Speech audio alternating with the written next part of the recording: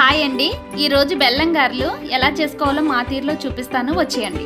ఇప్పుడు బెల్లం గారెలు చేయడానికి పప్పు నానబెట్టుకున్నాను. నానిపోయింది, రుబ్బేసుకుంటాం. రుబ్బేసుకున్న తర్వాత ఎలా చేయాలో నేను చూపిస్తాను. నీరు లేకుండా పప్పు వేసుకొని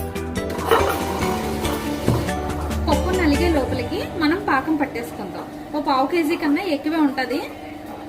కొంచెం అలా తీసుకొని నేను పాకం ఎలా తీస్తానో పాకం చూపిస్తాను మీకు. ఇప్పుడు బెల్లం కరిగిపోయిందండి. ఇప్పుడు వడకట్టేసుకుందాం. చూసారా ఎంత మట్టి వచ్చిందో, అందుకని ననేసి వడకట్టుకోవాలి. ఇప్పుడు పాకం వచ్చినంత వరకు మరగబెట్టుకుందాం. ఇప్పుడు ఉప్పు వేసుకుందాం. నలిగిపోయింది. నీళ్లు వేయకోకుండా ఇలా రుబ్బుకోవాలి. ఇప్పుడు తీసుకుందాం. ఇదిగోండి, చూసారా ఇలా స్టిక్కీగా రావాలి. యాలకులను పంచదార కలిపి ఆడుకున్నానండి. ఈ మిక్సీలో చేశాను. ఈ పౌడర్ వేసాను. కొన్ని ముందు పిండిని బాగా కలుపుకోవాలి. ఎంత బాగా మద వేసుకుంటే అంత బాగుంటాయి. ఇవ్వండి, నేనైతే పెరుగు వేసిన ఈ కవర్తో చేస్తున్నాను. మీరైతే మీకు అవైలబుల్గా ఏది ఉంటే దాంతో చేయండి. అరిటాకైతే ఇంకా బాగుంటాయి టేస్ట్. అదిని ఇలా వాటర్తో తడుపుకోవాలి.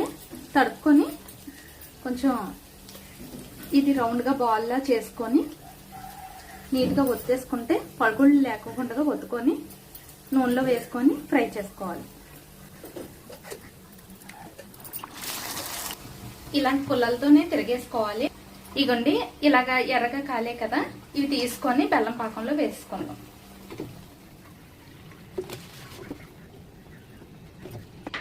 వేడిగా ఉన్నాయి కాబట్టి ఇప్పుడు పాకం బాగా పీల్చుకుంటాయి.